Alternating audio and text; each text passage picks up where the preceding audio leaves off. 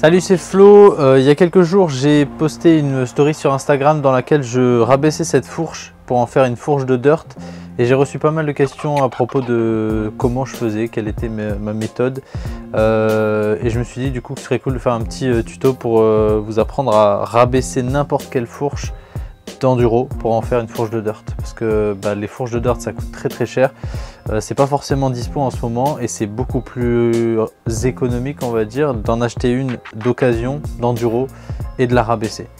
Donc aujourd'hui dans cette vidéo, je vais vous montrer comment je rabaisse mes fourches pour en faire des fourches de dirt et à quel point c'est pas cher parce que en général ça me coûte entre 0 et 30 €.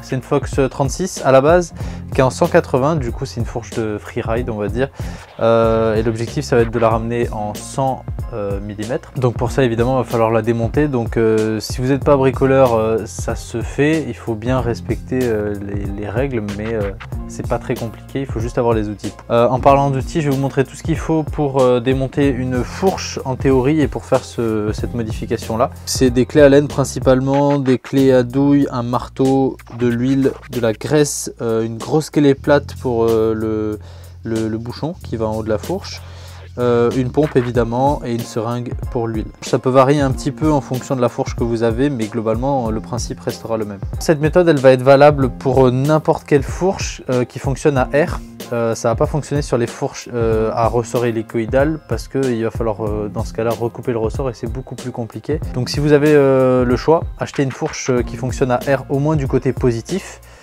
Du côté négatif, si ça fonctionne à ressort, ça pose aucun problème. Du coup, il y a plusieurs méthodes. Si votre fourche elle fonctionne avec deux ressorts à air, c'est-à-dire côté positif et côté négatif, vous allez pouvoir changer ce qu'on appelle l'air shaft, c'est-à-dire le piston qui est à l'intérieur de la cartouche à air, pour en prendre un qui est plus petit. Et si vous le prenez plus petit, ça va forcément réduire le débattement.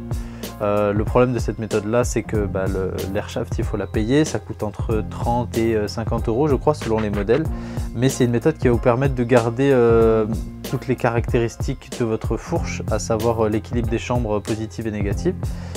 Sinon si vous en foutez, c'est mon cas dans ce cas là et la plupart du temps, parce que ça reste une fourche de dirt, donc ce qu'on veut c'est que ce soit solide, pas que ce soit la meilleure fourche du monde. On utilise ce qu'on appelle des spacers qu'on va venir clipser sur l'air shaft pour réduire le débattement. Ce que j'appelle des spacers, ça ressemble à ça. En gros c'est des petits spacers qu'on vient clipser et allez, on va faire comme les youtubeuses, voilà. C'est des petits spacers qu'on vient clipser sur la tige du piston de manière à réduire le débattement du côté de la chambre négative. Ces spacers là ils sont pas forcément faciles à trouver parce que maintenant on change facilement d'air shaft, les modèles sont beaucoup plus disponibles, mais sur les vieilles fourches ça se faisait pas mal. Le problème c'est voilà, pour trouver ces objets en vente c'est un peu compliqué. Je vous mets ici et dans la description le lien vers mon site sur lequel je vends des accessoires que j'imprime en 3D. J'y vends entre autres des spacers de fourche, donc je vous laisse aller voir si vous souhaitez en acheter. Alors avant de toucher à quoi que ce soit, le mieux c'est de nettoyer votre fourche correctement parce qu'on veut éviter toute contamination, c'est-à-dire éviter qu'il y ait de la poussière qui rentre à l'intérieur. Donc si votre fourche n'est pas propre, il faut vraiment la nettoyer. Pour changer le débattement d'une fourche, il va falloir la démonter. Et avant de faire quoi que ce soit, on va enlever toute la pression qu'il y a dans la chambre positive parce que sinon ça vous pète à la gueule et c'est pas très sympa. Attention à l'huile qui peut s'échapper par là, ça fait pas du bien aux yeux. Une fois qu'on a enlevé tout l'air, on va pouvoir commencer à démonter la fourche. On enlève le bouchon côté rebond. On enlève également la molette de réglage. On va pouvoir ensuite dévisser les deux molettes. Alors ces deux écrous, il faut les dévisser partiellement parce qu'on va devoir taper les tiges pour les sortir du bas des fourreaux. On va utiliser les douilles pour pouvoir taper dessus. Attention parce que à ce moment là, dès que vous allez enlever les bouchons, il y a de l'huile qui va sortir, donc je vais mettre une poubelle dessous.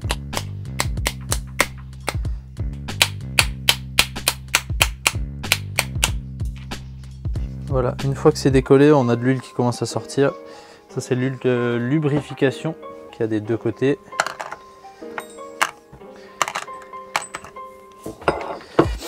Je vous conseille de mettre toutes vos pièces dans un même récipient pour éviter de les perdre. On va pouvoir vider l'huile de lubrification des 2 fourreaux. Voilà, et on va pouvoir tirer les 2 fourreaux des plongeurs. Ça, on va pas en avoir besoin. Je vous conseille cependant, si votre fourche n'a pas été révisée depuis longtemps, ce qui était le cas sur la mienne, de changer les joints spi et les mousses en plus de l'huile de lubrification. Ça lui donnera un petit coup de jeune, ça fait jamais de mal et c'est pas très cher, ça permet de la conserver un peu plus longtemps. Pour ça, il existe tout un tas de tutos sur internet, je vais pas m'attarder là-dessus aujourd'hui. Je vais juste poser la fourche là et la laisser se vider. Une fois qu'on a accès au côté piston air, ce qu'il va falloir, c'est enlever le circlips. Sur toutes les fourches, ça fonctionne avec un circlips, il me semble. Sur les pikes, c'est un peu différent parce qu'il faut une clé à circlips. Ici, il va juste falloir un tournevis parce que c'est un circlips en forme d'hélicoïde, on va dire. Donc, il est super facile à enlever sur les Fox.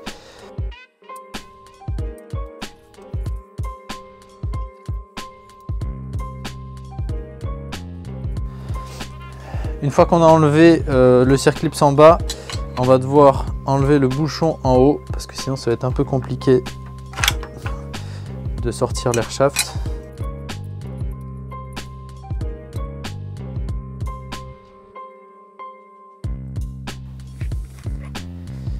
Une fois que le bouchon en haut fait plus des pressions, c'est super facile de tirer l'air shaft. On va voir le capuchon qui vient.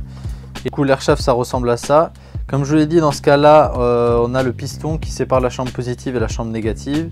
Et ici, la chambre négative fonctionne avec un ressort hélicoïdal, donc un ressort classique en acier. On a un petit bumper là qui sert de butée tout simplement. Et donc, c'est ici qu'on va devoir placer les spacers de débattement, les travel spacers, de manière à réduire le débattement dans la chambre négative. C'est là qu'il va falloir faire un peu des calculs. Si votre fourche elle est en 180 de base et que vous voulez la réduire en 100, il va falloir enlever évidemment 80 mm. Donc acheter 2 spacers de 40. Si elle est en 120, parce que vous avez acheté une fourche en 120, il va falloir enlever 20 mm par exemple. Donc acheter un spacer de 20, etc. etc. Moi ma fourche elle était un peu bidouillée. Théoriquement elle était en 180, mais quand je la réduis, je me rends compte qu'il reste encore 120 mm. Donc je sais pas ce que l'ancien propriétaire a fait, il a dû oublier une pièce en la remontant, à mon avis. Donc là je vais mettre l'équivalent de 100 mm de spacer sous la butée. J'en mets 2 de 40. Je vais m'assurer de les pousser en haut, comme ça j'aurai pas de mauvaise surprise. Et ça c'est le dernier de 20 que je vais venir placer en dessous. Voilà. Et du coup là on a réduit notre débattement sur l'air shaft de 100 mm. Et il ne reste plus qu'à tout remonter. C'est aussi simple que ça. Sur certaines fourches, comme je disais, on va pouvoir changer l'air shaft. Donc il n'y aura pas cette partie où on met les spacers. Il va juste falloir enlever l'air shaft et remettre une nouvelle. C'est ce que j'ai fait sur ma Pike qui est sur mon dirt actuellement. Ça m'a coûté une vingtaine ou une quarantaine d'euros pour changer l'air shaft. Voilà, donc on la sort, on remet l'autre et on remonte exactement de la même manière. Donc maintenant qu'on a réduit le débattement, on va pouvoir remonter. Il faut graisser tous les joints qu'on va remettre évidemment. Donc, moi j'ai de la graisse RSP, on peut mettre de la de la SRAM butter, ça fonctionne aussi. On remet l'air shaft à l'intérieur de la fourche complètement. Voilà. Une fois qu'on a fait ça, on peut remettre le capuchon de la chambre négative avec le circlips.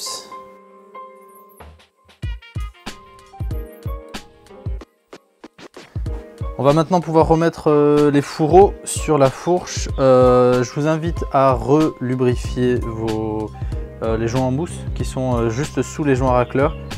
Si c'est pas déjà fait, pour mon cas c'était déjà fait donc je vais pas le faire. Je vais juste remettre un peu de graisse sur les joints racleurs.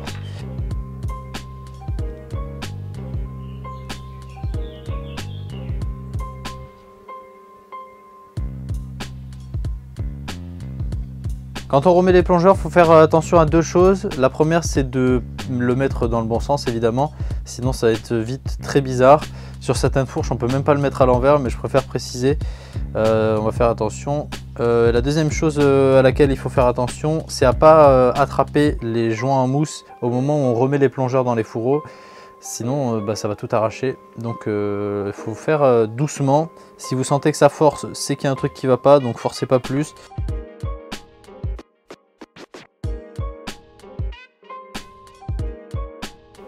On va pousser presque au bout, jusqu'à temps qu'on commence à voir les tiges ressortir. Dès qu'on voit les tiges, on sait qu'on n'est pas loin de la fin. Et c'est là qu'on va devoir remettre de l'huile à l'intérieur. Pour remettre de l'huile, il faut juste une seringue et les volumes conseillés par le constructeur. Dans mon cas, je vais mettre 30 ml des deux côtés. Si vous avez une fourche différente, évidemment, les volumes vont être différents. Donc, je vous invite à regarder les données constructeurs. Il suffit de taper le nom et l'année de la fourche sur Google pour trouver toutes les specs. Donc, pour ma part, je vais mettre 30 ml de chaque côté. Si je retrouve les graduations.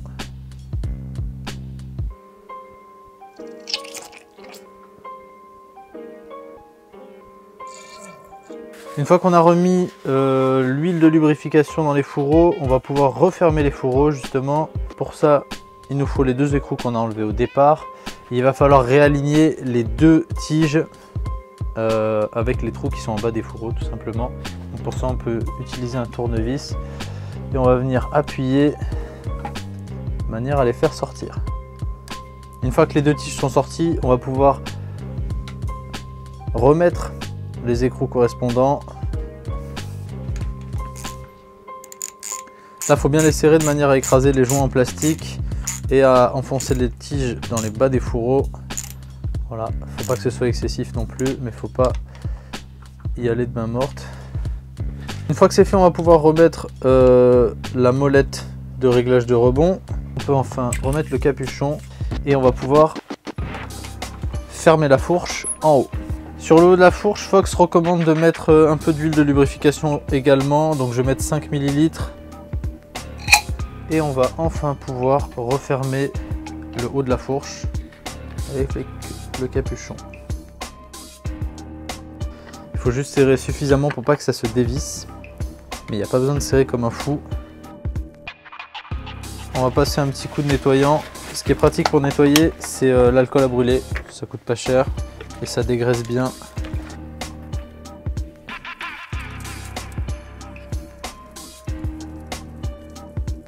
Et on peut maintenant regonfler la fourche et admirer que ça a bien réduit le débattement.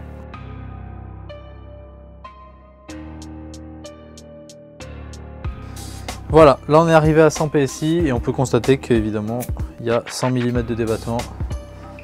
Donc la mission est réussie. Pour finir, je vais vous donner quelques conseils si vous voulez acheter une fourche de dirt. Le plus simple, c'est d'acheter une fourche qui est en 26 pouces évidemment.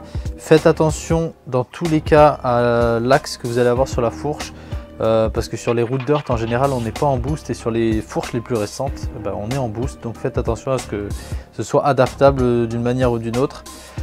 Si vous prenez une fourche en 27,5, c'est tout à fait possible. Il faut savoir qu'en général, on enlève 20 mm de débattement entre une fourche en 26 et une fourche en 27.